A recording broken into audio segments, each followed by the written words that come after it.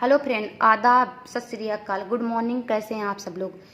Crazy Tanishq में आपका हार्दिक स्वागत है। फ्रेंड, जैसे मैं आप सभी से पहले ही बता चुकी हूँ कि मैं बीएड बीटीसी वालों के लिए कुछ टॉपिक लेकर आऊँगी, क्योंकि उनका एक मंथ में बीएड वालों का एग्ज़ाम है। तो मैं सोच रही हूँ उनका हर एक टॉपिक क्लियर कराते हुए चलूँगी। आज मैं उनके लिए प्रारंभिक शिक्षा के पृष्ठभूमि, जो ज्ञान एवं पाठ्यक्रम यानी नॉलेज एंड करिकुलम उनका है, उनसे एक टॉपिक लेकर आई हूँ। और सेम वही चीज़ जो वर्तमान भारतीय समाज एवं प्रारंभिक शिक्षा डीएलएड यानी बीटीसी वालों का है, सेम वही चीज़ इसमें भी है। इसमें भी वैदिक कालीन शिक्षा है, बौद्ध कालीन शिक्षा है, मुस्लिम कालीन शिक्षा है। ये मैं सभी पढ़ाऊँगी। उसके बाद मैं पढ़ाऊँगी प्रारंभिक शिक्षा के नवीन प्रयास, जिसमें मैकाले, वुडवर्थ, कर्जन शिक्षा के लिए क्या क्या किए और जितने भी सारे लोग आए हमारे देश में शिक्षा को कैसे आगे लेकर आए, कहाँ तक बढ़ाया, क्या क्या, इन सभी को 1813 घोषणा पत्र, 1833 घोषणा पत्र, इन सभी को मैं बताऊंगी।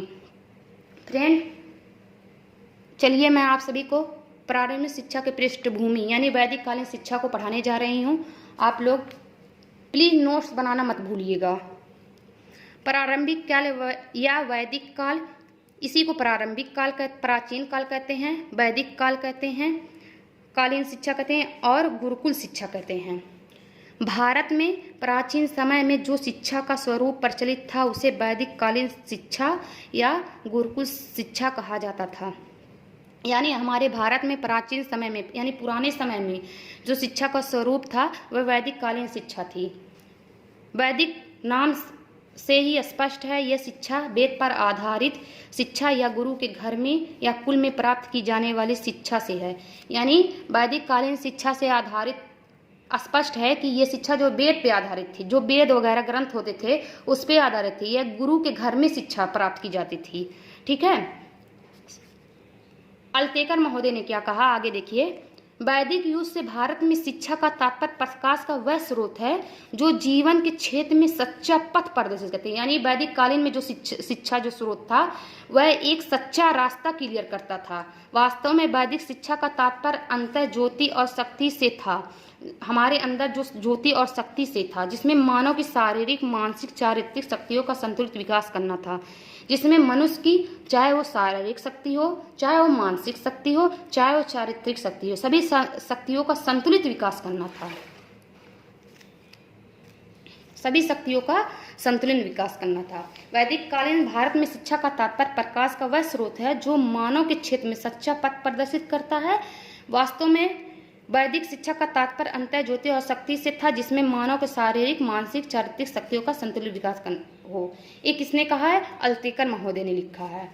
अब वैदिक कालीन में शिक्षा के उद्देश्य, वैदिक कालीन में शिक्षा के क्या क्या उद्देश्य हैं। वैदिक कालीन में शिक्षा का केंद्र बिंदु धर्म था। ठीक है, क्योंकि वेद पर आधारित थी तो जाहिर सी बात है धर्म था। धार्मिक भावनाओं का विकास ही शिक्षा का लक्ष्य था। यानी वेद जब धर्म था बिंदु, तो धार्मिक भावनाओं का विकास कराना इसका प्रमुख लक्ष्य था। वैदिक कालीन में शिक्षा का प्रमुख उद्देश्य मोक्ष प्राप्त करना था। यहाँ से एक क्वेश्चन पूछेगा, वैदिक कालीन में शिक्षा का केंद्र बिंदु क्या था, तो आप बताएंगे धर्म। और अगर पूछेगा वैदिक कालीन में शिक्षा का प्रमुख उद्देश्य क्या था, तो बताएंगे मोक्ष प्राप्त करना। ठीक है, मोक्ष प्राप्त करना वैदिक कालीन में शिक्षा का मुख्य उद्देश्य था। अब विनतम इतनेन संरक्षित, इसका आशय है शिक्षा न केवल बालक को चरित्रवान बनाए बल्कि उसका शारीरिक, मानसिक, बौद्धिक विकास करे ताकि देश का सुयोग्य नागरिक बन सके। इसका आशय यह है कि शिक्षा न केवल बालक के चरित्रवान बनाए बल्कि उसका शारीरिक, मानसिक, बौद्धिक विकास है ताकि देश का सुयोग्य नागरिक बन सके। अगर कोई व्यक्ति, कोई भी देश ये चाहेगा कि हमारे देश के नागरिक जो है एक अच्छा नागरिक बने। ठीक है, सारे देश के नागरिक सोचता, अगर जब कोई भी शिक्षा प्रारंभ होती थी तो वो यही सोचता था कि सुयोग्य नागरिक, हमारे देश के जो नागरिक हों अच्छा हों, योग्य हों। प्राचीन भारतीय शिक्षा का केंद्र तक्षशिला यानी बिहार में मौर्य कालीन में था। उस समय जो शिक्षा थी हमारी वो क्या थी, तक्षशिला, शिक्षा का केंद्र था तक्षशिला था, जो एक ही तक्षशिला क्या कहाँ था, बिहार में था। किसमें, मौर्य का नहीं, यानी चंद्रगुप्त मौर्य के समय में था। ठीक है।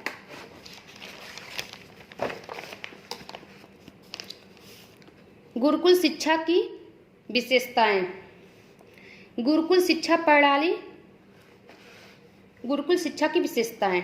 गुरुकुल शिक्षा प्रणाली सार्वजनिक एवं निःशुल्क थी, यानी जो शिक्षा थी सार्वजनिक सभी के लिए थी और निःशुल्क थी।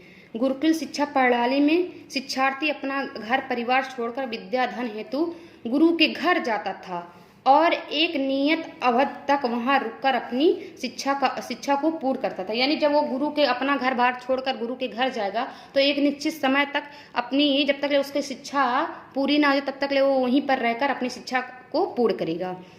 गुरुकुल शिक्षा प्रणाली गुरु के नियंत्रण से प्रभावित होती थी। जब गुरु चाहता था तभी गुरुकुल शिक्षा प्रणाली, यानी गुरुकुल में जो शिक्षा दी जाती थी छात्रों को, जब गुरु के नियंत्रण में होता था। जैसे वहां पर क्या था कि जब छात्र जाते थे तो गुरु के लिए पहले वो जाते थे तो जो गुरु कहता था वही वो करते थे। ठीक है। शिष्य जो होते थे, गुरु जो कहते थे अगर वन से लकड़ी काट कर लाओ तो वो लकड़ी काट कर लाते, पशुओं की देखभाल करते थे, भिक्षा मांगते थे, ये सब काम करते थे। अब देखिए यहाँ पर रिमार्क यानी मोस्ट इम्पोर्टेंट यानी कुछ मुख्य बिंदु है। गुरुकुल शिक्षा प्रणाली में एक वेद के ज्ञाता को स्नातक कहते थे, 2 वेद के ज्ञाता को वसु कहते थे, 3 वेद के ज्ञाता को रुद्र कहते थे, 4 वेद के ज्ञाता को आदित्य कहते थे। मोस्ट इम्पोर्टेंट इससे लगाइएगा क्योंकि एक क्वेश्चन पूछा जाता है, अक्सर के क्वेश्चन पूछा जाता है। कहेंगे वैदिक कालीन शिक्षा में एक वेद के ज्ञाता को क्या कहते थे, जब आपको याद रहेगा तभी तो बताएंगे स्नातक कहते हैं। कहेंगे 2 वेद के ज्ञाता को क्या कहते हैं, तो आप कहेंगे वसु कहते हैं, 3 वेद के ज्ञाता को रुद्र कहते हैं, 4 वेद के ज्ञाता को आदित्य कहते हैं। आगे देखिए, वैदिक कालीन या गुरुकुल शिक्षा की व्यवस्था। उपनयन संस्कार।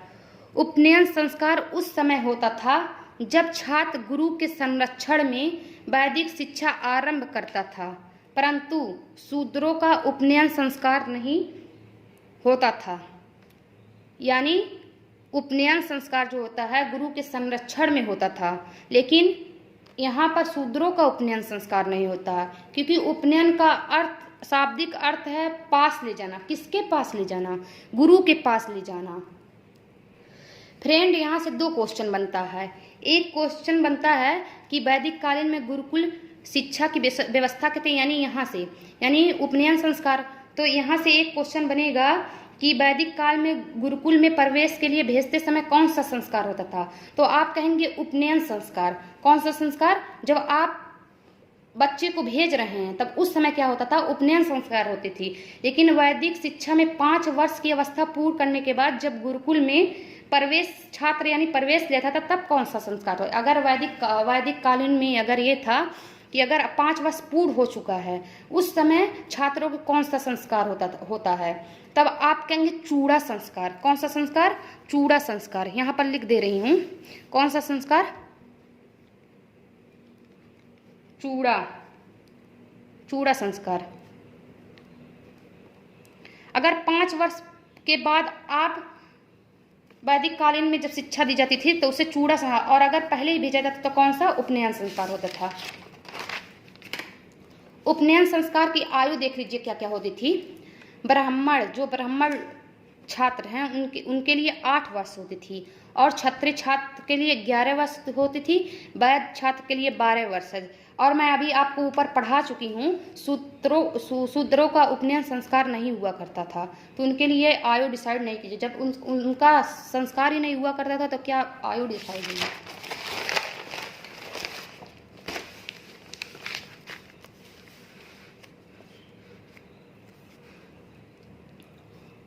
शिक्षा की अवधि, यानी वैदिक काल में शिक्षा की क्या अवधि थी। छात्र की गुरुगृह में शिक्षा की 24 वर्ष तक आयु में होती थी। 25 वर्ष में शिक्षा को गृहस्थ में प्रवेश करना पड़ता था। यानी जब छात्र जो थे तो जब घर में यानी गुरु के घर में शिक्षा 24 वर्ष तक आयु पूरा करते थे। 25 वर्ष शिक्षा को गृहस्थ में जब वो अपने गृहस्थी में प्रवेश करते थे तो 25 वर्ष होती थी। अगर कोई विद्यार्थी 24 वर्ष तक अध्ययन करता था तो उसे वसु, यानी कोई विद्यार्थी 24 वर्ष तक अध्ययन करता था तो उसे वसु कहते थे। 36 वर्ष तक अध्ययन करता था तो रुद्र, तथा 48 वर्ष तक अध्ययन करता था तो उसे आदित्य कहते थे। ठीक है, अभी मैंने बताई हूँ पीछे कि एक वेद के ज्ञाता को क्या कहते हैं, 2 वेद के ज्ञाता को क्या कहते हैं, 3 वेद के ज्ञाता को क्या कहते हैं, 4 वेद के ज्ञाता को कहते हैं क्या कहते हैं। पीछे बताए ना, तो 1 वेद के ज्ञाता को क्या कहते हैं, स्नातक। 2 वेद के ज्ञाता को वसु, 3 वेद के ज्ञाता को रुद्र, 4 वेद के ज्ञाता को आदित्य। ठीक है, अब आगे चलिए देखते हैं उनका पाठ्यक्रम क्या होता है। गुरुकुल शिक्षा प्रणाली में पाठ्यक्रम पराविद्या या अपराविद्या विषयों का समावेश होता था। सभी विषय पढ़ने के लिए छात्र को अनिवार्य नहीं था। विषयों को अलग अलग यानी जो सब्जेक्ट है उनको विभाजित कर देते थे। जो उनका सब्जेक्ट था उनको अलग अलग डिवाइड कर देते थे। जैसे अपराविद्या क्या होता था, अब आप पूछेंगे कि जो यहाँ पर पराविद्या और अपराविद्या, तो अपराविद्या जो यहाँ मैं आपको बता रही हूँ, अपराविद्या क्या होता था,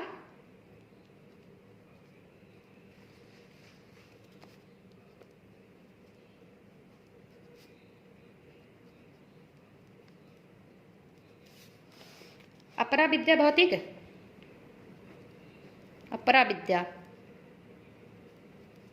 इसमें क्या होता था,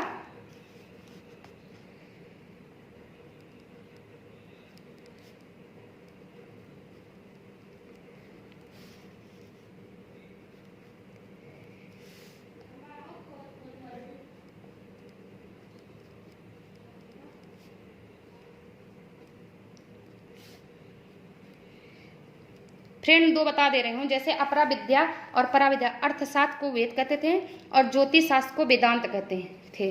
ठीक है, जैसे जब वेद जो पढ़ रहे थे उसे अर्थशास्त्र और वेदांत जो पढ़ लेते थे उसे ज्योतिष शास्त्र। ठीक है, अब यहाँ पर आगे बता रही हूँ, गुरुकुल शिक्षा प्रणाली में शिष्य के क्या कर्तव्य होते थे। गुरु के आज्ञा का पालन करना, शिष्य का कर्तव्य वन से लकड़ी काट कर लाना, मैं पहले पीछे बताई हूँ आपको, पशु की देखभाल करना और भिक्षा मांगना, ये सब काम किसका होता था, शिष्य का। और गुरु का क्या कर्तव्य होता था, निःशुल्क शिक्षा प्रदान करना, भोजन उपलब्ध कराना, आवास उपलब्ध कराना, चिकित्सा की व्यवस्था करना। किसका काम होता था, ये इनका कर्तव्य होता, गुरु का कर्तव्य होता। क्या दंड होते थे, दंड का क्या प्रावधान होता था, इनका दंड का बस एक ही प्रावधान, उपवास करवा देना, खाना नहीं देते थे, उपवास करते थे, दंड देते थे। इससे बड़ा दंड क्या हो सकता है, उपवास कराओ। अभी बच्चे रहते हैं या आप लोग भी पढ़े होंगे, जब कभी मम्मी पापा को परेशान कर रहे होंगे या कभी रिजल्ट में कमी आ जाती थी तो मम्मी पापा क्या कहते, रहने दो, इसे खाना नहीं दिया जाएगा, कमरे में बंद कर दो, कहते थे ना। वही बात है परीक्षा प्रणाली। वैदिक कालीन में शिक्षा